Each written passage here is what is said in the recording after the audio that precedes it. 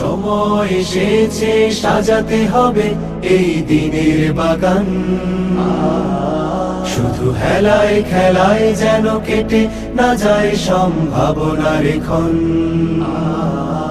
আজ সময় এসেছে সাজাতে হবে এই দিনের বাগান।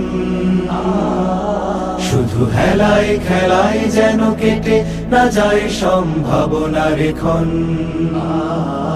কত ফুলগুলো ঝরে গেছে শাহাদাতে, তবু মূলগুলো মরেনি তো অপঘাতে।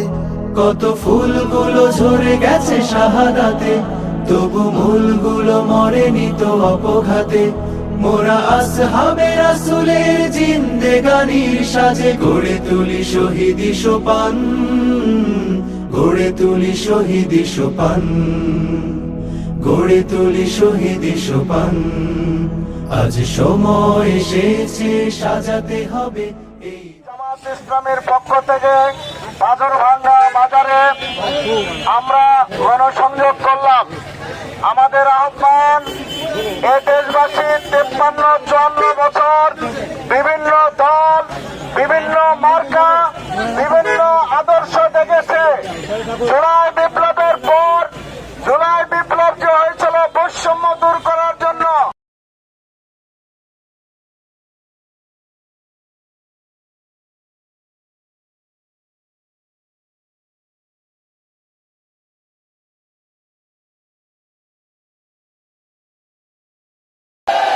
দেশবাসীর আকাঙ্ক্ষা সব দল দেখা শেষ, এবার জামাত ইসলামের বাংলাদেশ।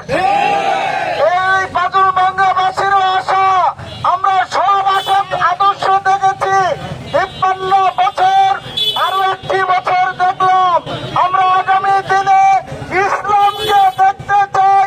ইসলামী সমাজ কায়েমের মাধ্যমে আমাদের এই সমাজ থেকে চুরি, ডাকাতি, হত্যা, সন্ত্রাস, দুর্নীতি, লুটপাট, চাঁদাবাজদের রুখার জন্য ইসলাম ছাড়া কোনো বিকল্প নেই। কি ভাইরা, বাজারভাঙ্গাবাসী সহ মান্নাবাসীকে আমরা আহ্বান জানাতে চাই, আসুন আমরা ইসলামের পক্ষে ঐক্যবদ্ধ হই, দাঁড়িপাল্লা প্রতীকে আমরা ঐক্যবদ্ধ হই।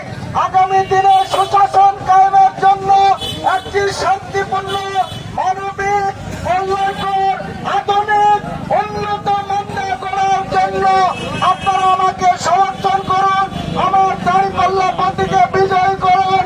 আমি আগামী দিনে এই মান্দাবাসীকে চাঁদাবাজ মুক্ত, দুর্নীতি মুক্ত, লুটপাট মুক্ত, চাঁদাবাজ মুক্ত, শান্তিপূর্ণ একটি মান্দাবাসীকে উপহার দেব ইনশাআল্লাহ।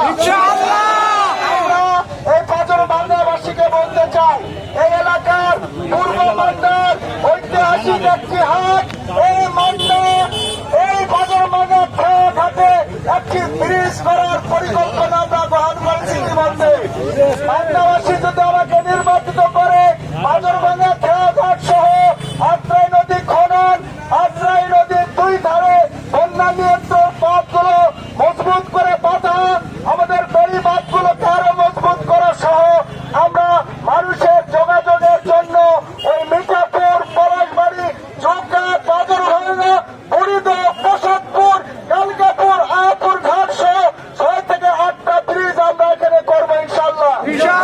আমরা রাস্তাঘাটগুলো যেগুলো আছে এগুলোর উন্নয়ন করব, মসজিদ মাদ্রাসার উন্নয়ন করব, চিকিৎসা সেবার জন্য আমাদের হাসপাতালকে আধুনিক, উন্নত, আরো শয্যা বিশিষ্ট, আরো অধিক শয্যা বৃদ্ধি করে আমরা প্রসাদপুর হাসপাতালকে একটা আধুনিক হাসপাতাল হিসেবে গড়ে তুলবো ইনশাআল্লাহ।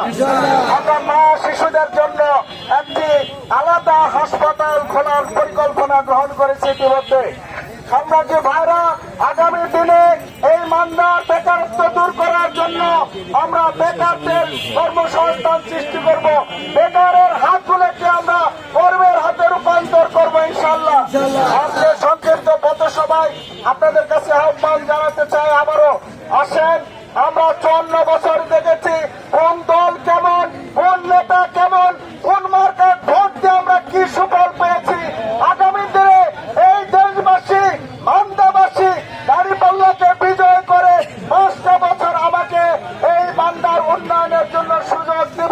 এই আশাবাদ ব্যক্ত করে আপনাদের সুস্বাস্থ্য মঙ্গল কামনা